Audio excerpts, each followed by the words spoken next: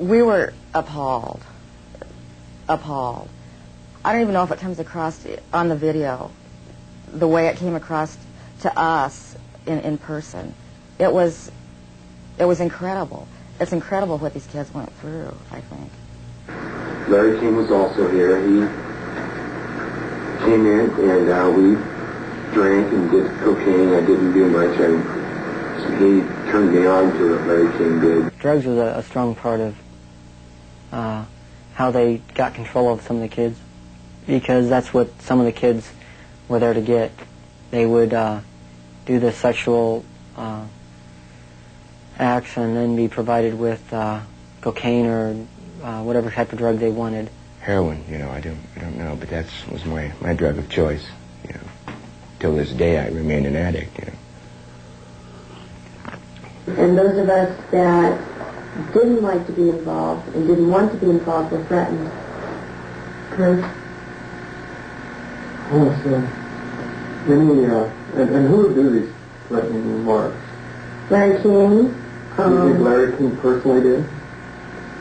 I think he did.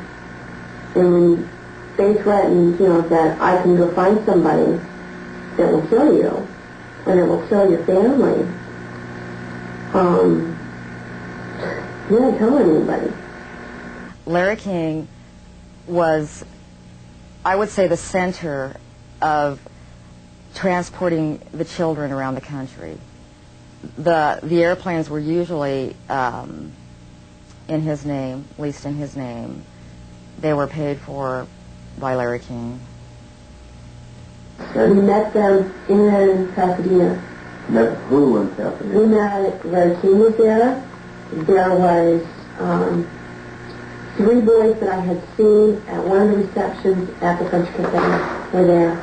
And I'm almost positive they were Boys Town boys. Almost positive. They were there. You mean graduates of Boys Town or present? I think they were present because they were young. Well, how would they get away for a long period of time? I have no idea. Okay. Boys Town came up frequently during the investigation, but we found it very difficult to get information about Boys Town. I was not able to find any information on my visit there, and Mr. Caradori could not get information either. Boys Town today remains unwilling to discuss its involvement with Larry King. We were banned from filming at Boys Town, and its public affairs officer refused any interviews.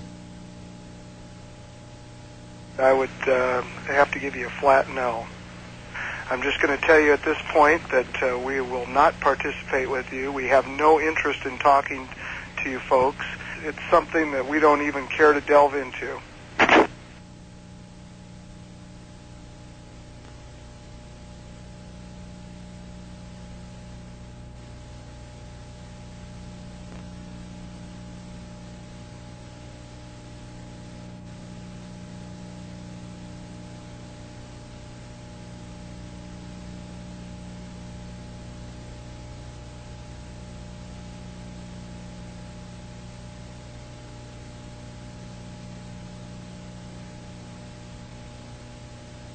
By the spring of 1990, the Nebraska State Committee was convinced by the evidence of an organized child abuse ring.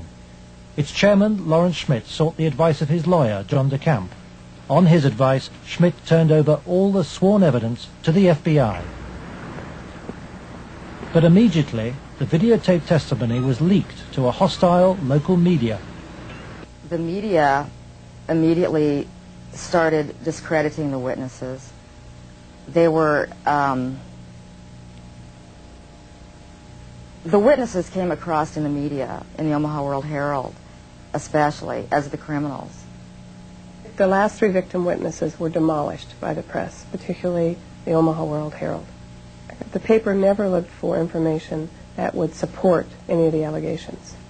The whole purpose of the stories was to destroy any credibility that these youth may have. I've heard that people said that Gary Caradori coached me and that he told me what to say, but the fact was I didn't meet Gary Caradori until way after I'd already talked to the Omaha police about the abuse and had named all the same people. Paul Banassi maintains that neither the FBI nor the Omaha police took his allegations seriously. And they didn't ask me very much about Larry King or even Alan Bear at all. They treated the allegations that I made about the people who abused me almost like a joke. The stories were of such significance that the investigators first wanted to prove the accuracy of the stories. As they set about the investigation of the initially three, and then a fourth person who were telling the stories, as the investigation developed, it became obvious to the investigators that the information was not accurate, that in fact it was an entire conspiracy of allegations, none of which had any truth to them. I was very disappointed with the way the FBI and law enforcement treated the victims. They, in fact, turned them into the offenders, so to speak. And instead of taking the evidence that was delivered to them by the victims and interrogating the persons whom the victims identified, they seemed to bear down and try to get the victims to change their story. It seemed to the investigators that the establishment of Omaha was closing ranks. Then Troy Bonner was brought in for questioning by the FBI. The FBI's attitude was, just no. These kind of things don't happen. From the first interview when I went, and realized they don't believe a fucking thing I'm saying, they were just appalled. But I realized what that look in their eye was back then. It was fear. It was fear of it, I had witnessed, firsthand things that would, destroy this city, people, a position, what I mean? It's not going to be believed, they said. It will not be believed. You will be found guilty of perjury, and they weren't telling me maybe. They were saying, there's no way. You go on with this story, you're going to jail. That was said to me direct. Troy Bonner agreed to withdraw his videotape testimony.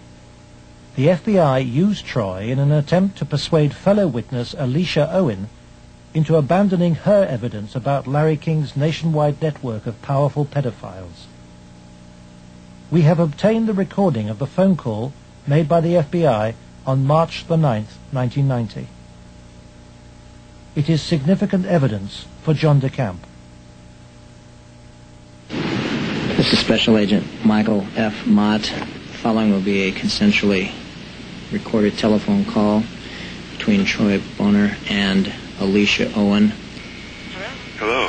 Hi. Hey, what's going on? I'd like to ask you that. Talk to me. No, you talk to me. I don't understand why you're lying. Why are you lying? What are you talking about? That's what I'm asking you. You're calling me why I'm lying? Yeah. You concocted this whole thing, Alicia. You're full of shit. Either tell me what's going on. You're full of shit. Hey, look. Who do you have listening on this line? I have nobody listening to me. I'm listening to you, and I'm hoping you give me some fucking answers. I'll be honest with you. I don't know what kind of game you're playing. I'm not trying to play a game.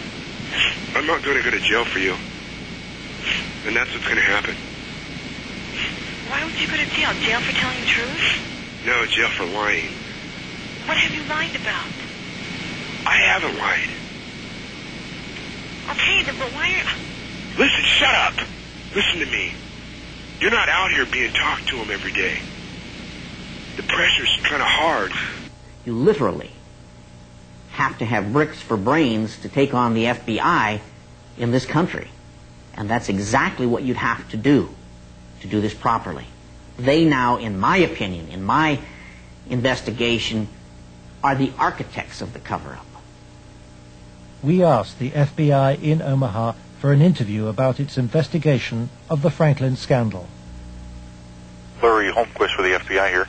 We feel it would be inappropriate for us to comment. We work this with the Omaha Police Department, and we just don't feel it would be appropriate for us to make comments.